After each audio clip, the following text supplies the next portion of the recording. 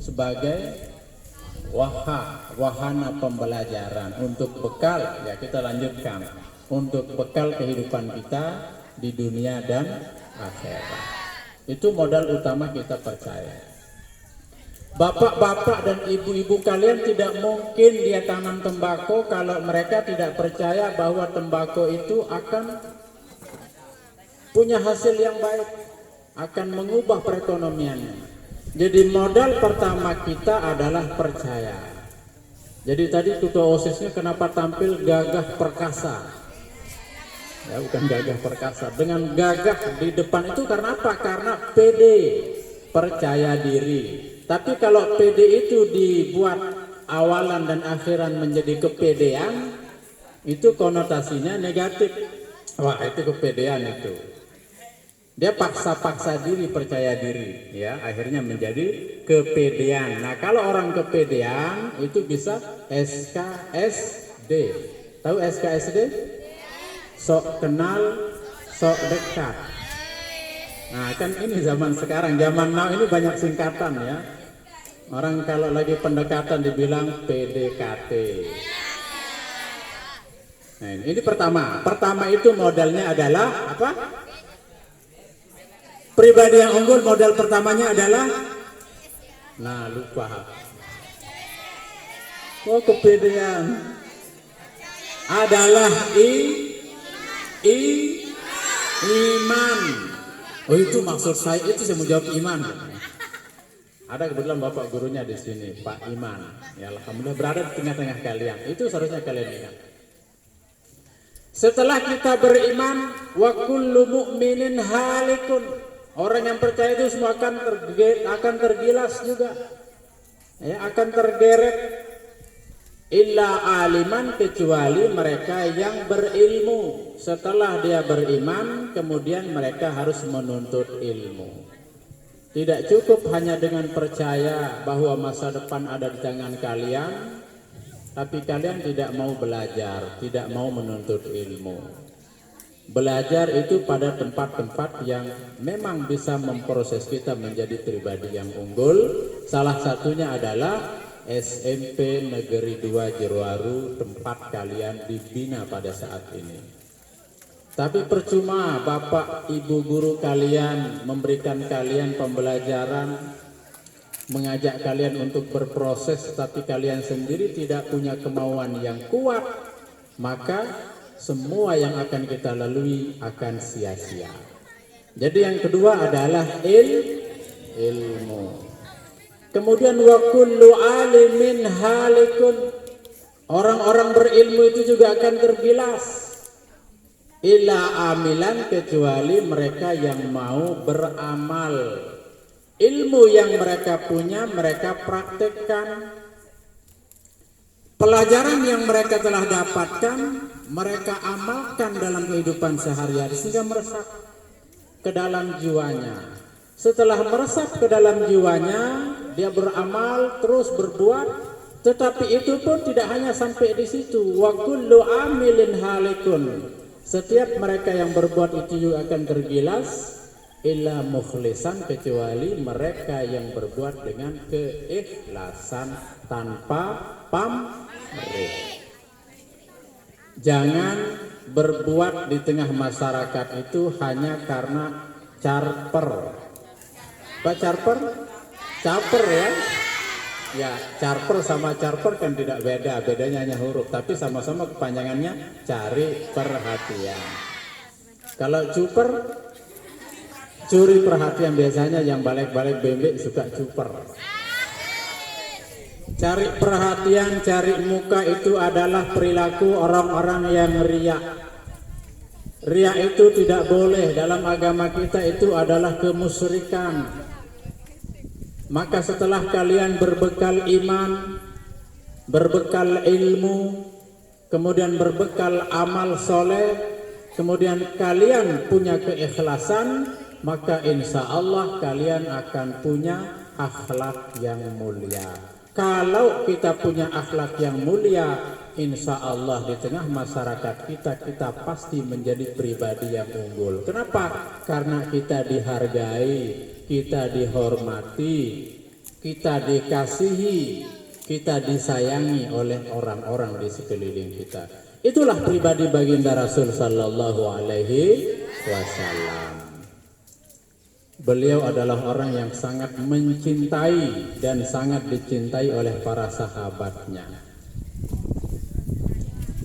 Baginda Rasul sallallahu alaihi wasallam diturunkan ke muka bumi ini untuk mengajak kita menjadi pribadi yang unggul.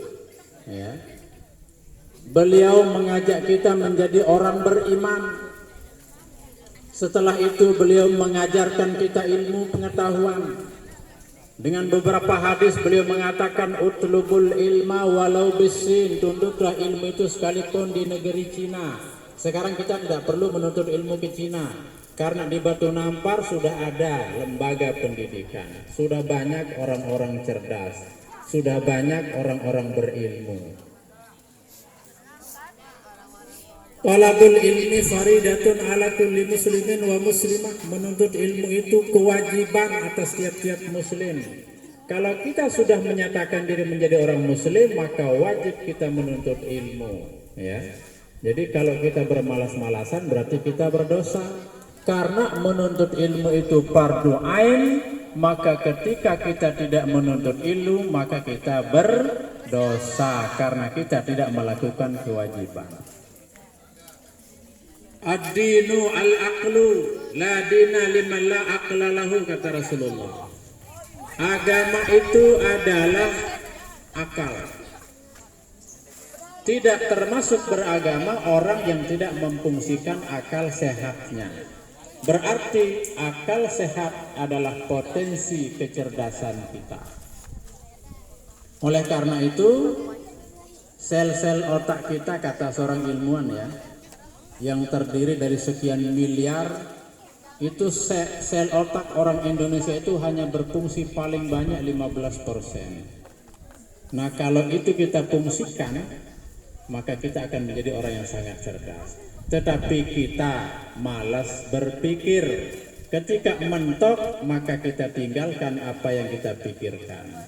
Di temeli pinang, di tekau pinang, ya, maka kita lepaskan itu. Padahal orang-orang sekelas Albert Einstein, kenal dengan Einstein?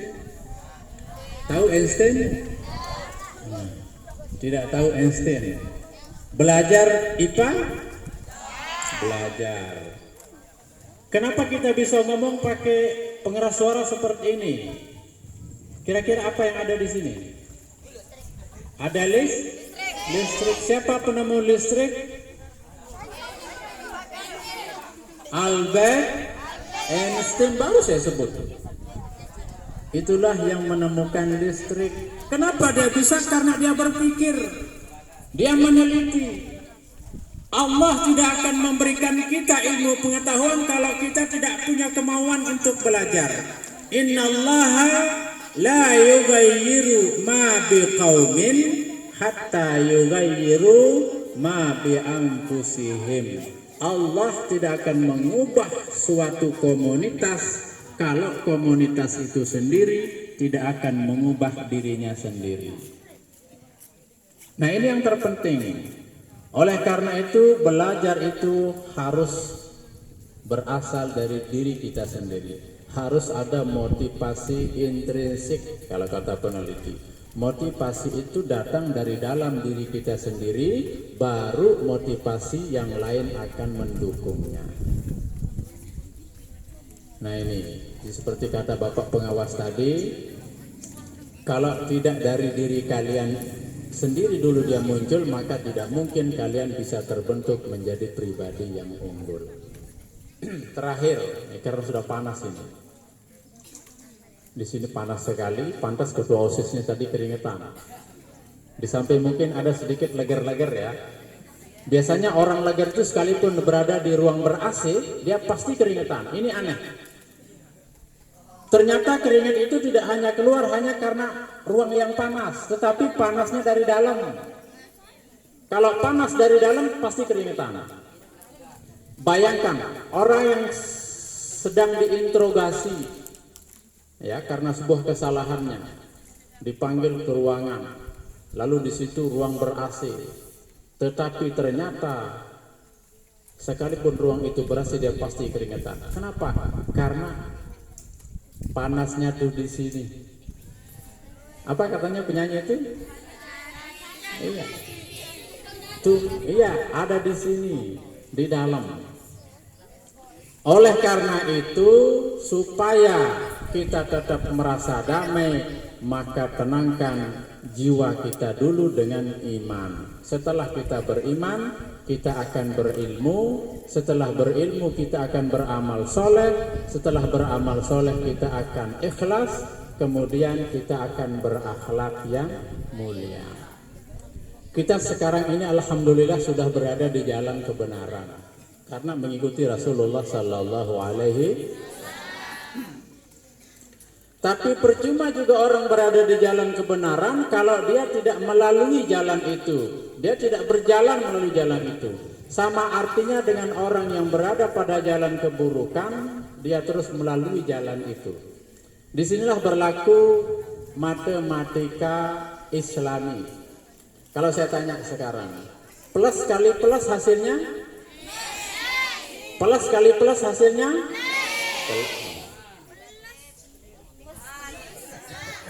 Plus kali plus hasilnya adalah plus. Artinya plus itu kan positif. Positif juga plus itu artinya aktif.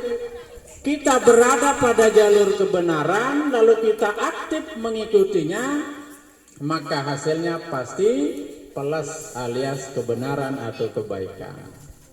Kalau minus kali minus hasilnya? Minus kali minus.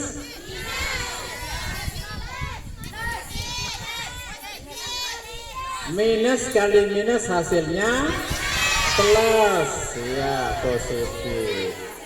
Minus sama dengan negatif, negatif sama dengan pasif, pasif sama dengan tidak, ya kan? Seseorang berada pada keburukan, tetapi dia pasif, tidak mengikuti keburukan itu karena lingkungan yang buruk, dia tidak terpengaruh dengan keburukan. Maka itu hasilnya positif, ya.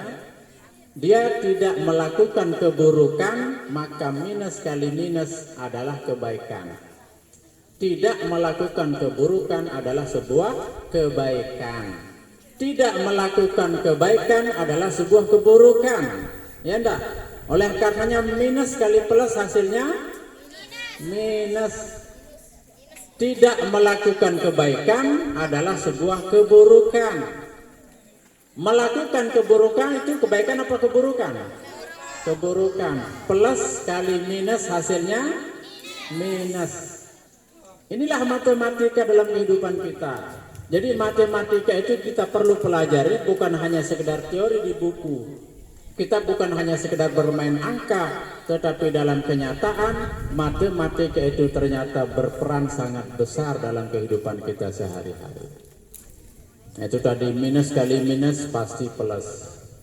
Orang yang tidak melakukan keburukan tidak kali buruk. Tidak itu kan negatif. Negatif itu minus. Keburukan itu negatif. Negatif itu minus. Negatif kali negatif pasti plus. Atau minus kali minus sama dengan plus. Positif kali positif positif. Ya, plus kali plus sama dengan plus. Minus kali plus sama dengan minus. Plus kali minus sama dengan minus. Nah itulah tadi. Implikasinya dalam kehidupan sehari-hari adalah seperti itu. Oleh karenanya, karena kita berada pada jalan kebenaran, mengikuti petunjuk baginda Rasul Sallallahu Alaihi Wasallam, maka kita lakukan apa yang beliau perintahkan, kita jauhi apa yang beliau larang. Kalian ini adalah masa depan bagi masyarakat kalian. Mungkin kalian tidak sadar. Apa yang kita lakukan sekarang ini akan menjadi masa lalu bagi kita nanti.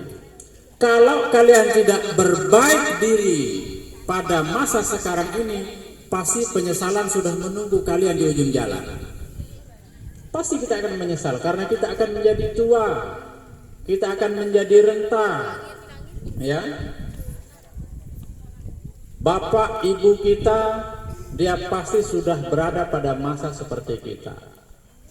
Kenapa mereka tidak bisa membaca? Kenapa mereka tidak bisa berhitung? Kenapa mereka tidak bisa sukses? Mungkin karena di masa lalu mereka bertopang dagu. Mereka tidak mau bekerja keras. Mereka bermalas-malasan.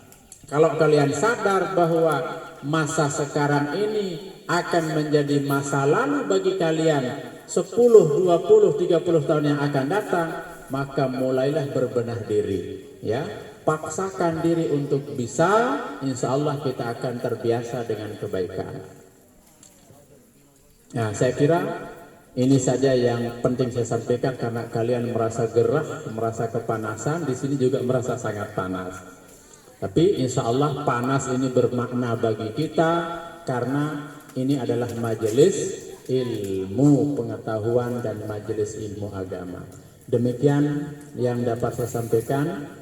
Kita tutup dengan doa. Mari kita menengadahkan hati kita kepada Allah Subhanahu wa taala. Mohon untuk tidak berbicara dengan teman di sekitarmu karena kita akan munajat kepada Allah Subhanahu wa taala. Siapa tahu doa kita yang sebentar di tempat yang panas ini langsung diijabah oleh Allah Subhanahu wa taala. Karena Allah tidak akan pilih kasih, ya. Ila hadratin Nabi Mustafa Muhammadin sallallahu alaihi wasallam wa ala alihi wa ashabihi al-kirami ajma'in.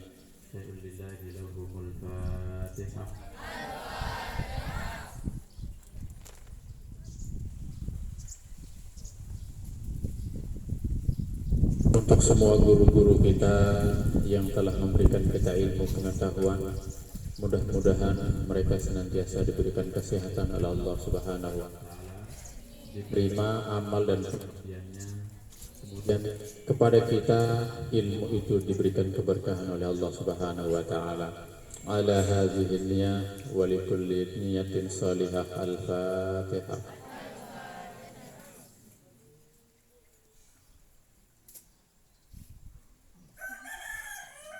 Untuk semua orang tua kita yang sudah meninggal dunia maupun yang masih hidup, mudah-mudahan mereka diampuni oleh Allah Subhanahu wa taala, diberikan rahmat dan kasih sayang sebagaimana mereka mencintai kita. Al-Fatihah.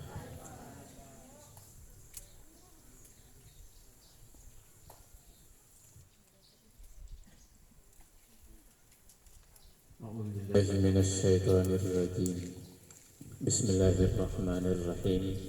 Allahumma salli ala sayyidina Muhammadin bil awwalina wa radhiyallahu tabaraka wa ta'ala an ashabi rasulillahi ajma'in walhamdulillahi rabbil alamin. Allahumma ya Allah ya Rahman ya Rahim ya Hayyu ya Qayyum ya Rabbal alamin. La ilaha illa anta subhanaka inni Allahumma 'allimna ma lam na'lam wanfa'na bima 'allamtana wa warithna ma yanfa'una wa zakkirna ma nasina ya dzal jalali wal ikram. Allahumma ighfir lana wa li walidina wa man lahu huququn wajibatun 'alaina wa li jami'il muslimina wal muslimat wal mu'minina wal mu'minat al ahya'i minhum wal amwat. Rabbana atina fid dunya hasanah wa fil akhirati hasanatan wa qina azabannar. Wa sallallahu ala sayyidina Muhammadin nabiyil ummi wa ala alihi wa ashabihi wa sallam bi rahmatika ya arhamar rahimin. Walhamdulillahi rabbil alamin. Al-Fatihah.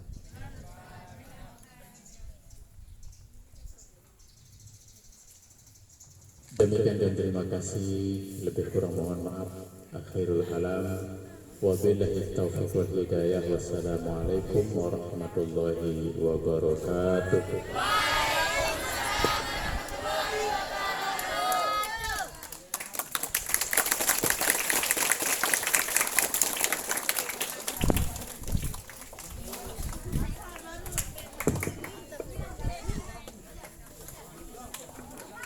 Terima kasih kami sampaikan kepada Bapak Dr. Sirajun Nasihin, MPDI, atas untayan nasihat. Semoga apa yang beliau sampaikan bisa kita amalkan dalam kehidupan kita sehari-hari. Dengan berakhirnya doa tadi, maka berakhirlah seluruh rangkaian acara peringatan Maulid Nabi besar Muhammad sallallahu alaihi wasallam. Untuk itu, marilah kita tutup dengan sama-sama membaca hamdalah. Alhamdulillah. Terima kasih atas kehadirannya. Atas nama panitia, kami mohon maaf yang sebesar-besarnya apabila ada hal-hal yang kurang berkenan di hati. Sekian. Wassalamualaikum warahmatullahi wabarakatuh.